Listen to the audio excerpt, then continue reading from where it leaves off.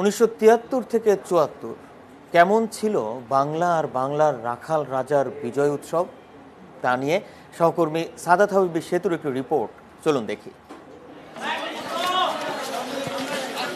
নির্বাচন বঙ্গবন্ধু আগেও জিতেছেন, তবে 1973-এর 7ই মার্চের নির্বাচনটা একেবারেই আলাদা। স্বাধীন বাংলার প্রথম নির্বাচনে জয়ীর বেশে বঙ্গবন্ধু প্রধানমন্ত্রী হিসেবে, এরপর অক্টোবরে জাপান সফর, এরপরই বিজয় দিবসের আনুষ্ঠানিকতা। মুজিব শাসনামলে সেবার অর্থাৎ 1973 সালের বিজয় দিবস ছিল সবচেয়ে বেশি আয়োজনে ঠাসা। এখনকার বিজয় দিবসের মতো শহীদদের স্মৃতির স্মরণে তোপধ্বনি আর স্মৃতিসৌধে জাতির পিতার ফুলেল কৃতজ্ঞতা, বিশেষ আয়োজনে রাষ্ট্রীয়ভাবে মার্চ প্যারেড। সেবার দেশের সব স্কুল কলেজে সাংস্কৃতিক আয়োজন হয়েছিল। বাংলার আপন খেলা হাডুডু থেকে হালের ক্রিকেট, সব আয়োজনই ছিল। সাথে বঙ্গভবনে ছিল বিশেষ আয়োজন।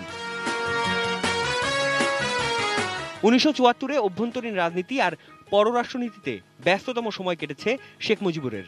এবছরই বঙ্গবন্ধু শেখ মুজিবুর রহমানের নেতৃত্বে সংসদীয় দলের প্রথম সভা অনুষ্ঠিত হয়। এছাড়া আওয়ামী লীগের 10ম কাউন্সিল, যুবলীগের গঠন, মধ্যপ্রাচ্যের অন্তত 4টি দেশে সফর আর বিভিন্ন রাষ্ট্রীয় বাহিনীর কুচকাওয়াজ। এত বড় বন্যা, এত দুর্ভিক্ষ, লোক মারা গেল না খেয়ে, বহু দূরের থেকে আনলাম, সেই জিনিস যদি বের হয়ে যায় সে দুঃখ কোথায় রাখবো? যারা চুরাকারবাই তাদের ধ্বংস করে, তাদের ক্ষমা করা চলে না, ক্ষমা করা যাবে না, তাদের চরম আঘাত করার জন্য আমি প্রস্তুত হয়েছি। বিজয় দিবসের গড়পড়তা রাষ্ট্রীয় আয়োজনের বাইরে আগের বাংলাদেশ রাইফেলস, বর্তমানে বর্ডার গার্ড বাংলাদেশ বিজিবির 3য় ব্যাচের সমাপনী কুচকাওয়াজে এই ভাষণ। তোমাদের জন্য আমার শুভেচ্ছা রইল, তোমাদের জন্য আমার ভালোবাসা রইল, তোমাদের জন্য আমার স্নেহ রইল, তোমাদের জন্য আমার সব রইল, আমার প্রাণের সবকিছু তোমাদের জন্য রইল, দেশের মানুষের জন্য রইল। তোমাদের কাছে একটা কথা খালি বলে দেব যে দুর্নীতি, সমাজবিরোধী, দুষ্কৃতিকারী, সন্ত্রাসবাদী, চোরাচালানি এদের বাংলার মাটি থেকে উৎখাত করতে হবে। 5 ডিসেম্বর 1974-এ দেওয়া সেই ভাষণের 8 মাস পরেই এদেশ হারায় তার রাখাল রাজাকে।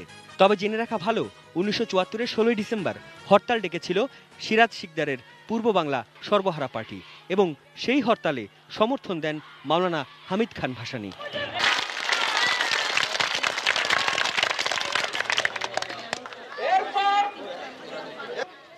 সাদাত হাবিব সেতু, এটিএন নিউজ, ঢাকা।